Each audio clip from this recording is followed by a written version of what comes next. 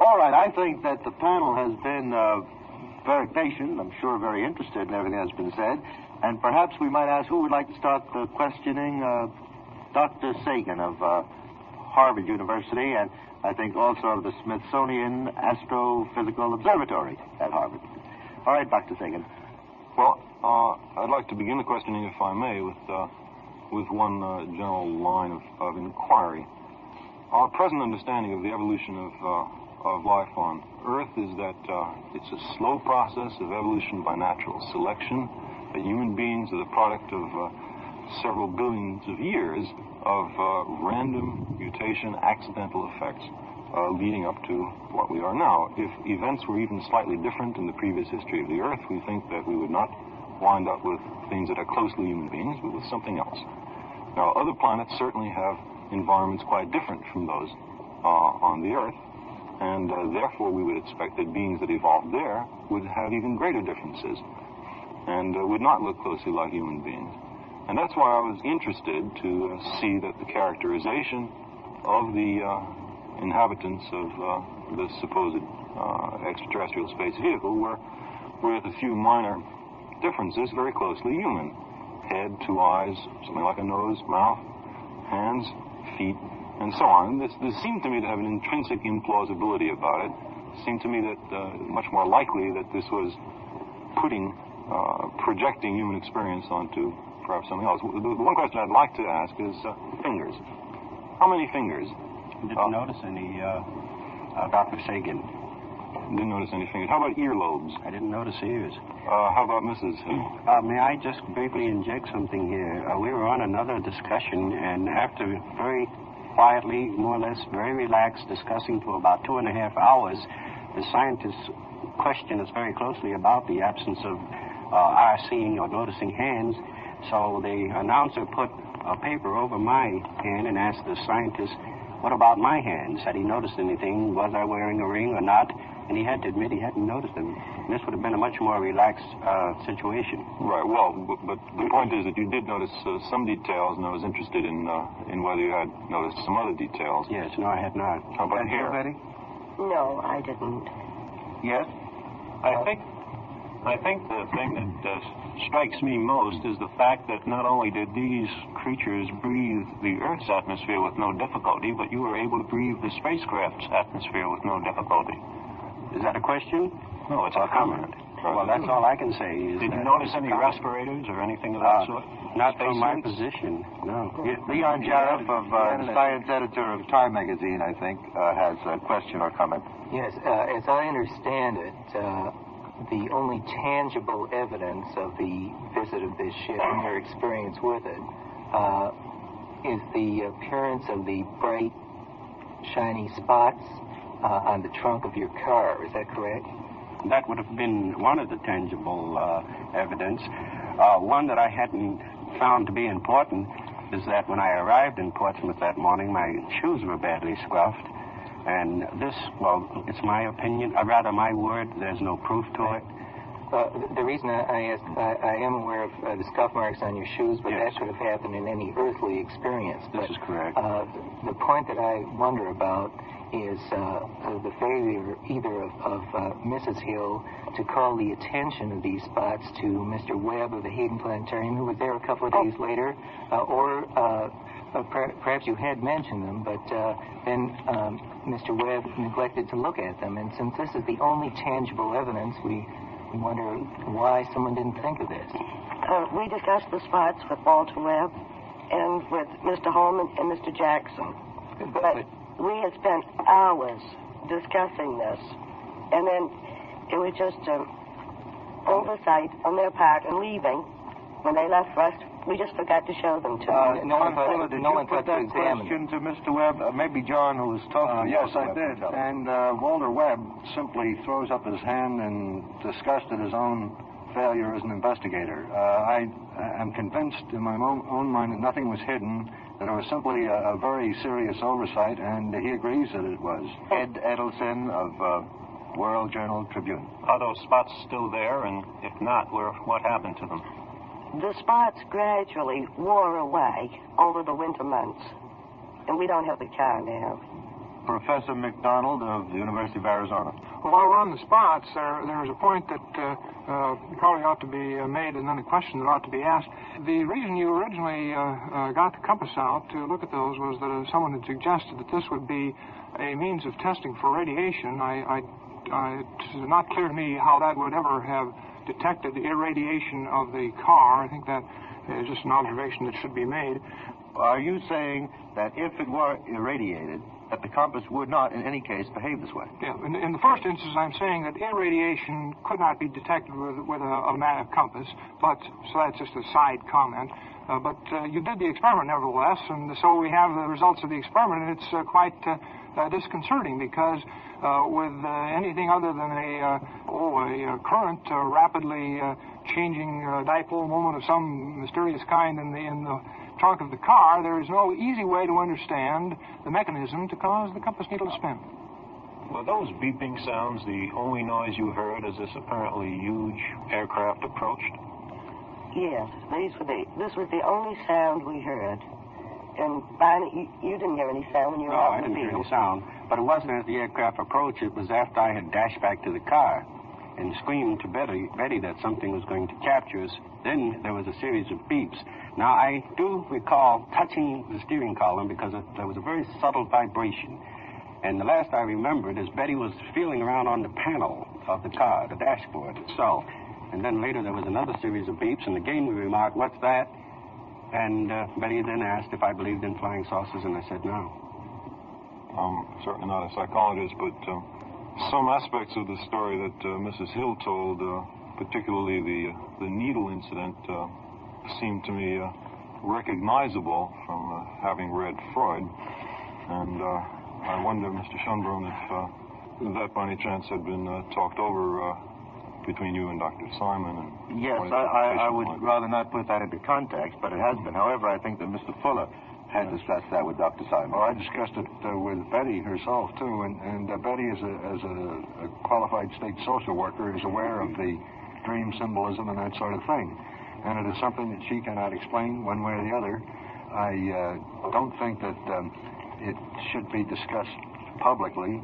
I do say that that facet of it has been completely and thoroughly explored, and Betty is fully aware of it as anybody else. Mm-hmm. May I add something? That's something that I've discovered since the hypnosis, and I don't know if this would apply to adults, but in hospitals, when it's necessary to obtain a blood sample from a small infant, it is done through the navel. I think that you might correct me if this is wrong, at least point out to one fact, that you said it was a very large needle, larger than anything that you had ever seen before. It was a long needle. That it had been plunged into your navel. I can't say as it was plunged in, well, but they started to insert it, and I had pain, and I was under the impression they stopped. But there was no blood or physical evidence of puncture? I wasn't aware of this until 1964. Well, whenever it happened, if it did happen, you didn't detect any wound on your body? No. Any other questions about this?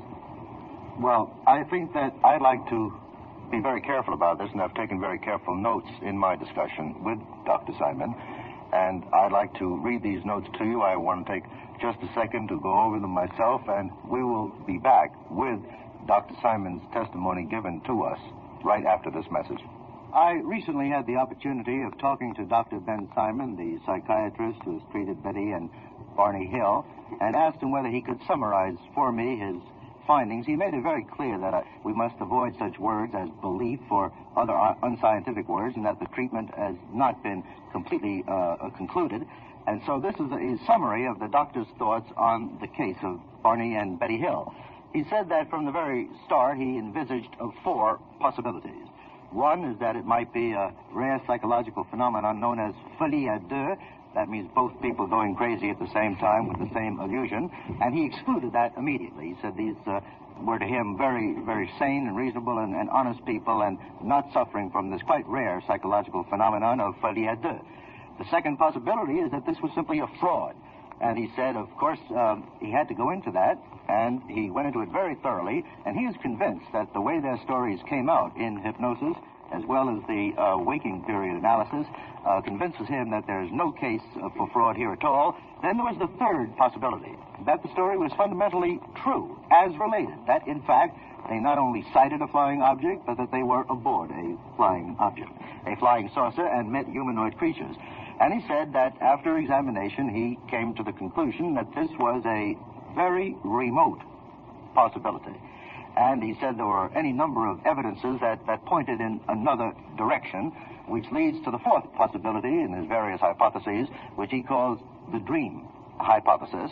And that is that Betty, after the experience, had certain dreams, and that after a period of time, the dreams became reality. And the doctor pointed out that although under hypnosis, the patient always tells the truth, it is the truth as the patient sees and knows the truth himself, but it is not necessarily the ultimate non-personal truth. And the doctor said he found many evidences that there was a strong stimulus from the very first experience that you had in sighting this object, a very strong stimulus towards believing the existence of the flying saucer. And the doctor said to me, I do believe that they saw an unidentified flying object. And his final word on the subject is that there is very strong evidence of dream content, and that of all of the hypotheses that he examined, the dream hypothesis is the most likely one, and that is the burden of his present summary. Before we go on to discuss the very much broader subject, in which, of course, I think we're all interested, about the existence of intelligence creatures outside of Earth who have, in fact, an advanced technology and have been visiting Earth, before we go into that, I think in all fairness, I must allow John Fuller of the Hills to make some comment on the summary of what Dr. Ben Simon told me. The only comment I can make is this, that I spent weeks with Dr. Simon going over the tapes, listening, stopping, going, all that sort of thing. Naturally, it's a long, hard pull in this kind of situation, and there are many vacillations and many hesitations and many different points of discussion that come up. One of the main reasons why Dr. Simon had moved away from the fact of the actuality of this is because of the fact that he, of course, was not interested in the UFO story. And as a scientist, and I don't blame him, he would be inclined, because it is not documented anywhere in scientific history. And this is the main reason why I think it is most important that the scientific fraternity turn toward the masses of the other cases which are appearing right now, so that if a case like this comes up, there is at least some background and some foundation, some substance to make a judgment one way or the other on this. There's no doubt that there are a fair, small fraction of these sightings which remain unknown. That is very different from saying that the only possible explanation of these unknowns is that they're space vehicles from another planet. And if you look at the number of relatively obscure natural phenomena which have been identified, misapprehended as flying saucers, you see that nature is very complicated. And it may very well be that there are things in the atmosphere of the Earth, things of a biological nature, things in particular involving atmospheric refraction, which can explain the category of unknowns. The mere fact that we don't know it means just that. It doesn't mean that an extraterrestrial visitation is the only possible explanation. I'd just like to point out that if these are visitors from another planet, they're going about this in a very illogical, let's say, unearthly way. Well, that's logical. Now, as Dr. Sagan has pointed out, the unidentifieds come in various different shapes, so apparently they've sent a whole fleet of these things here. They have gone to very great expense to come long distances, and yet somehow they don't want to open contact with us. They seem to delight in deserted places and in odd maneuvers. And I think one point Dr. Sagan mentioned in his book is that astronomers have been pointing telescopes toward the sky and taking pictures, many pictures, of the night sky, and there has been a singular lack of provable UFOs on those pictures. Even when, I might add, these sky surveys have been designed to look for rapidly moving objects, namely the study of meteors. Now, and I think this tends to explain the general skepticism of the astronomical community towards the flying saucer reports in general. Now, that doesn't mean that there aren't things up there that are unidentified. But let me reiterate again that unidentified doesn't mean extraterrestrial. It means we don't understand it. And I quite agree that there's something there to be found out. I think there's probably things meteorological, things geophysical, and almost certainly things psychological. Well, let me point out something there, and to go back both to the Hills case and to your remarks, Dr. Sagan. You suggest that a very small fraction of all the official cases, Project Blue Book of the Air Force, are unidentified. I've spent almost all of the summer, a good bit of the spring, about the last 6 months, in nearly full-time study of this whole problem, and then as part of that, been up to Wright-Patterson. Can't agree with either your remarks or the Air Force remarks, the Project Blue Book figures. When I went over case after case, and I dare say I've looked into about 150, 200 cases at Wright-Patterson alone, the discrepancies between the official categorizations, balloons, aircraft, birds, and so on, astronomical, meteorological, the discrepancies between the official categorizations and the content of the reports was, to me, and no other word could describe this, astounding. Dr. McDonald, despite these discrepancies that you found in the reports, have you or has anyone else who has investigated this phenomenon seriously ever found a single piece of evidence? Hardware? Hardware. Not to my knowledge. Anything other than pictures or sightings? Not hardware. Certainly there have been many cases. I could probably sit here and think of a couple of dozen of instances where credible observers describe such artifacts, if you will, as indentations in the ground where a craft settled, scorched vegetation near which it was observed. But then has there been a scientific inquiry of these cases? There's been one case in which some people have agreed with the findings and some people have been skeptical, and this is reported in the book by Coral Lorenzen. She and her husband, L.J. Lorenzen, are head of the Aerial Phenomena Research Organization, and they received a report from Dr. Fontes, who is a physician in Brazil, and the report describes fragments which supposedly came from a flying saucer which burst and then were analyzed. I can't comment on the report, how well it was done, but according to the conclusion, this would suggest it was of high-quality aluminum, or magnesium, pardon me, higher quality than supposedly is possible in Earth laboratory. But there are other people who... Gentlemen, please forgive me for interrupting this very exciting discussion at this moment. We'll come back to it right after this message. We're back again with Professor McDonald, a professor of atmospheric physics at the University of Arizona. Sir, you said a moment ago that the subject requires considerable examination, rectification. Would you begin by telling us of how you first got interested and came to this opinion? Well, I've had a mild interest in this problem for perhaps a decade. My field is atmospheric physics, and a lot of the official explanations have centered around atmospheric physical phenomena, optical effects, and so on. And this led me, in 1954 or so, to begin checking cases in the southern Arizona area where I live and work. Let me take one case. This is now almost 10 years ago, a rather important case. Probably many listeners will remember when it was headline news. It occurred in Levelland, Texas, the night of November 2nd and the morning of the 3rd, 1957. It involved some very interesting phenomena.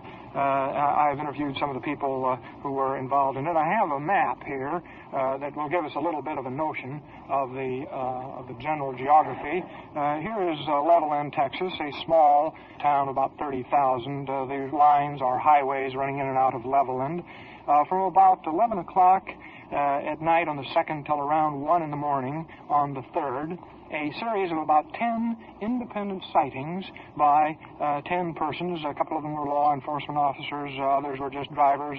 Over here, there were there was two grain combines involved. In every one of these instances, the interesting thing that happened was that the driver of the vehicle suddenly came upon a very large, and when I say large, the reported sizes were of the order of 100 to 200 feet diameter, glowing, sometimes reddish, sometimes bluish object. objects hovering over fields or roads.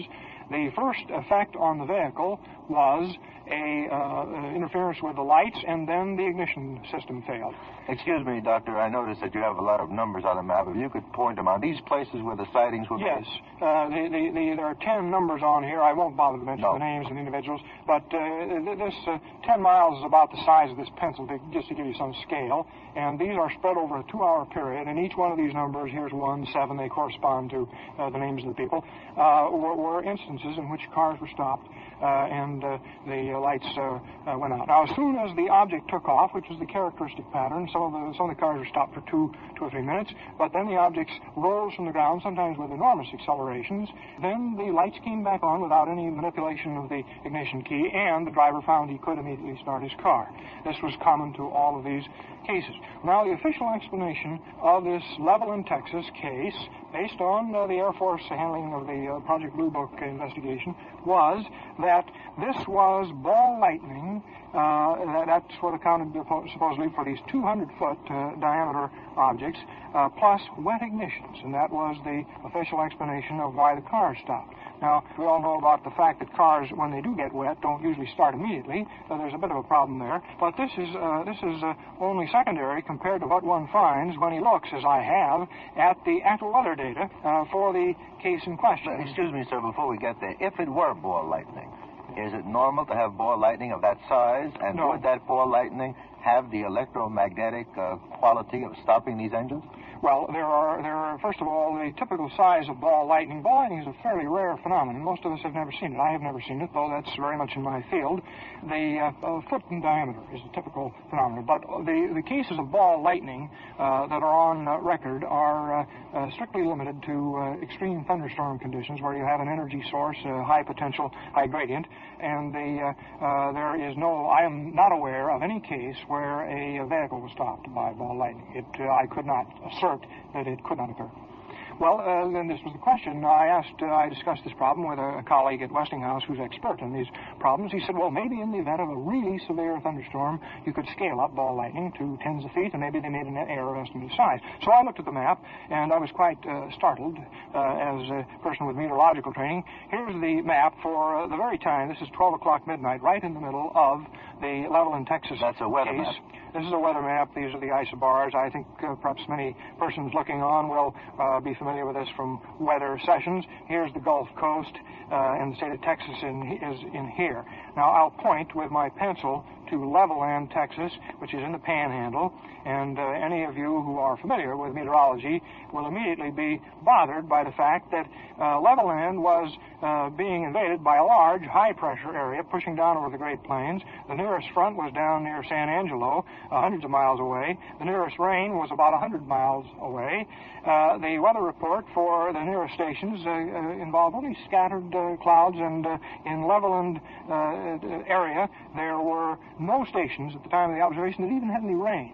2 hours later, there was one station that had less than 1/100th of an inch, and here is the official explanation charging severe thunderstorms and wet ignitions. Utterly senseless, and when I asked the people at Wright-Patterson, they really had no very good answer, and all I can say is that in cases of this sort, an ad hoc explanation is almost pulled out of the blue. I have just seen it in too many instances to be happy with this.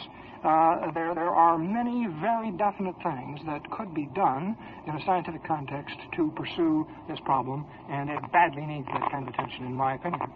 Thank you very much, Professor McDonald. We'll be back again in just a moment. We have heard the extraordinary personal story of Barney and Betty Hill and a much broader discussion of the phenomenon of UFOs by a panel of authorities, some of whom insist there are no visitors from outer space, some of whom are skeptical, and some of whom believe that the only explanation to fit the facts is that there are extraterrestrial visitors. Well, what are we to believe when the experts disagree? Speaking both for myself and for the editors of this program, we would say this: unidentified flying objects demand serious and immediate scientific attention. We would recommend 1, an immediate study in depth by university teams; 2, a pattern analysis by computer of existing data; and 3, the establishment of a UFO research center staffed by competent scientists. for ridicule is no longer appropriate.